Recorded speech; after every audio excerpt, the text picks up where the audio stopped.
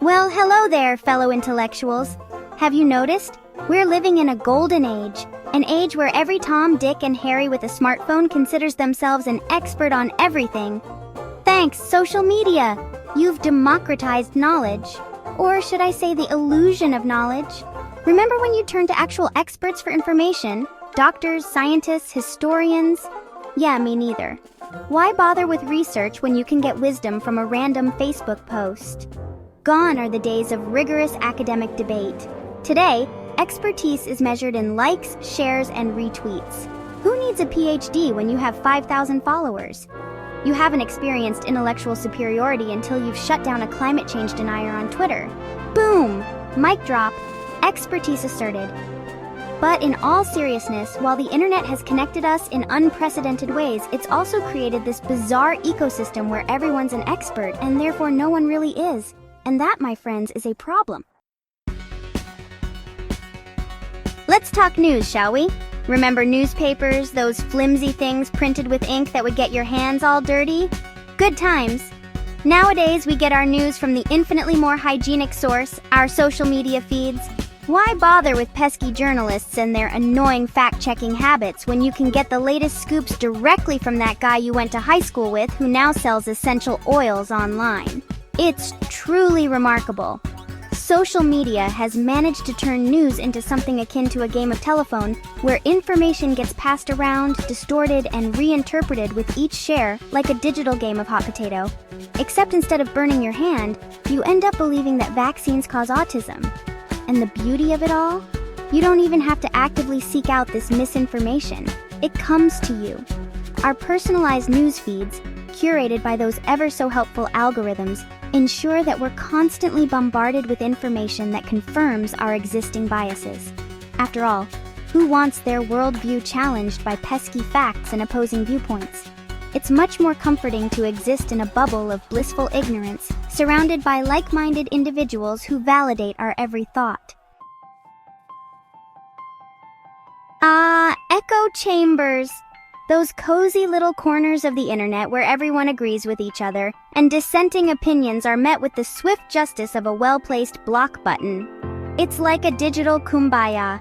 Except instead of singing about peace and love, we're all busy congratulating each other on being so right about everything.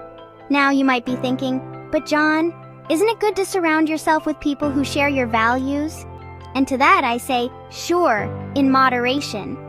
But when your entire online experience becomes an echo chamber of your own making, it's time to step back and ask yourself, am I really as informed as I think I am? Or am I just really good at filtering out anything that challenges my preconceived notions? The danger of echo chambers is that they create a false sense of consensus.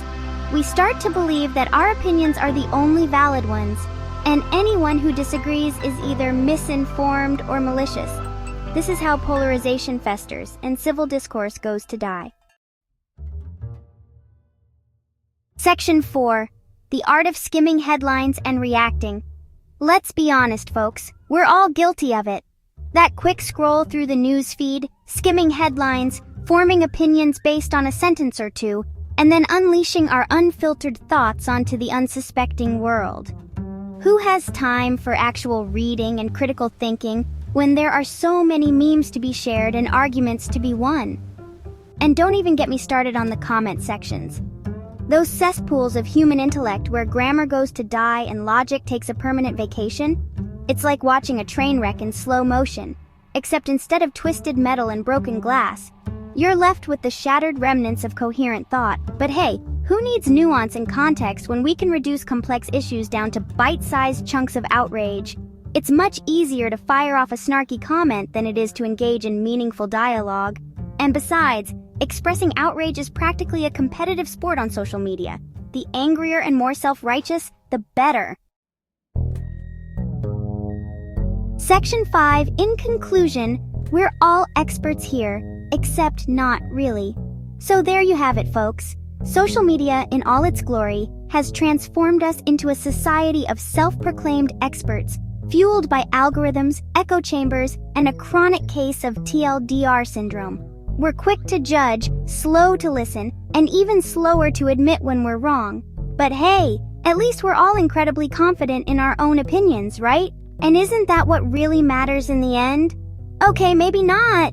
Maybe, just maybe, it's time we all took a step back from our screens, logged off for a bit, and remembered that true knowledge comes from humility, open-mindedness, and a willingness to admit that we don't have all the answers. But then again, what do I know? I'm just a random kid sharing my opinions. Now, if you really want to be an expert, quickly like this video and subscribe to our channel.